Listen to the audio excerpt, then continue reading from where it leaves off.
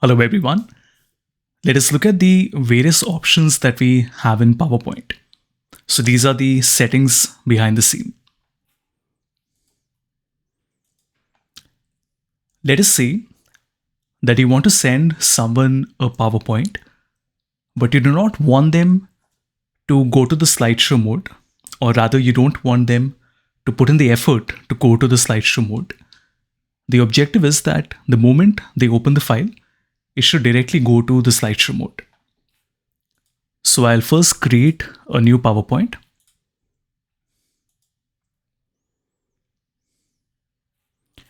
So we have a PowerPoint here with 15 slides in it.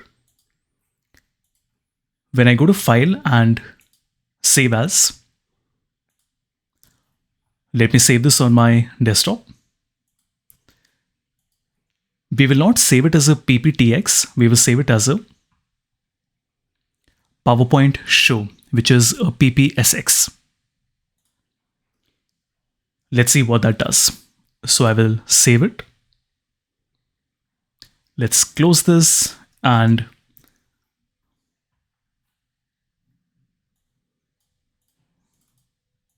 open. So you notice that the moment I double click on the file, one more time.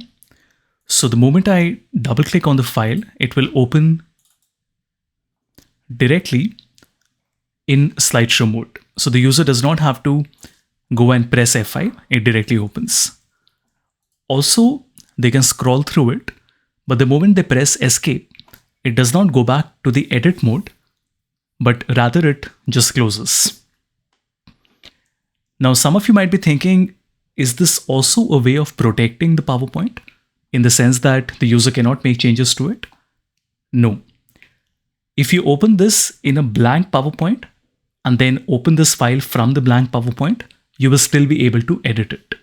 For example, let us say we have a PowerPoint with us.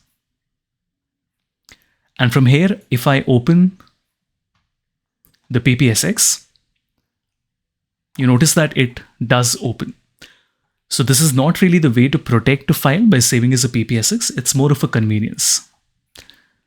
The option we have now is to go to File, and then we save it, this time as a regular PPTX.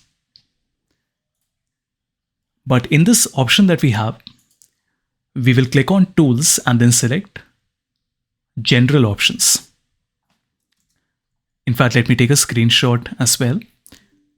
So we save it as General Options. Now you have two levels of passwords that you can put in. One is to open, the other is to modify. Now you don't have to put both of them. You can keep either one, but for now I'm going to keep both of them. So to open, I'll keep O, and to modify, I will keep M. And once I've done that, we'll have to re-enter it. So O and then M, and we save it. Let's close and reopen this. Now you notice that it won't open. It will ask you to enter the first level password. If you don't have this, then you don't really have any other choice but to cancel. Now let us say you do have the first level password, which is to open. Even now it won't open because it says that, do you now have the password to modify or open as a read-only? Now, if you do have the password to modify, then of course you put in the password and it opens. But if you do not have the second level password, then you will have to open as read-only. And now you notice I can see my PowerPoint. In fact, let me do that one more time. Just so that we have all the options clearly. I'm opening a blank PowerPoint, File, and then New. We go to File, Save As. I will save it on the desktop, not as a PPSX, but as a PPTX. In General Options, we keep two passwords, one to open and then one to modify, and I will save it on my desktop. Here we go.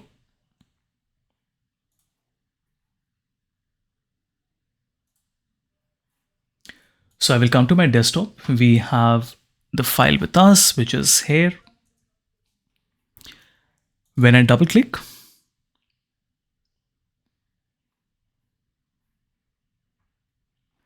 it will not open directly. It will ask me for the first level password that we have. And we get a box like this. If we do have the first level password, then we will enter it, click on OK. And now it asks us for the second level password. Now, assuming that you haven't given this to the user, now I have to open as read only. And now you notice that all the options at the top have been disabled. This means that the user can view it, but they will not be able to copy anything. They can't move the order, but they can still see the PowerPoint like a PowerPoint. Now, this is very useful because A, sometimes you don't want people to make malicious changes. B, you don't want them to accidentally change the order or the flow, but you still want them to be able to view the entire PowerPoint and see the entire flow of your presentation.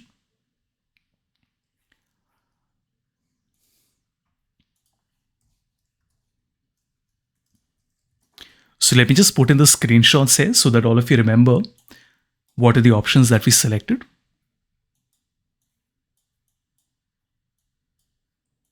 So we go to general options and then we select two passwords. And then before this, I had also shown you that you can save it as a PPSX, which is a PowerPoint show, which is like this. And this means that it will open directly in PowerPoint. I mean, not the editable PowerPoint, but the slideshow. Let's look at the other options that we have. When I go to File, I have an export here, and in export, lots of options are available. We can save it as a PDF. We can also save our PowerPoint as a video, which means it will be saved as a single MP4 file, and you can also choose the duration between each slide. In fact, you can also choose the resolution depending on if you're okay with having a larger file size or you want a smaller file size. You can make an animated GIF. You can, of course, choose the interval between the slides. And I can also change the file type to JPEG, which means that every single slide from my presentation will be saved as an independent JPEG image. Very useful because sometimes you want to share specific slides, let's say over an email, and you don't want to save a screenshot and do it manually. So that is where this can be very helpful to be able to change the file type to a JPEG.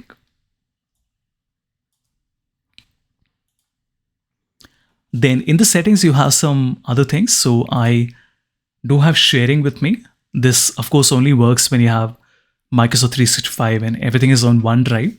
But then this is a very seamless way of sharing things with others. I will put a screenshot so that you remember to practice this.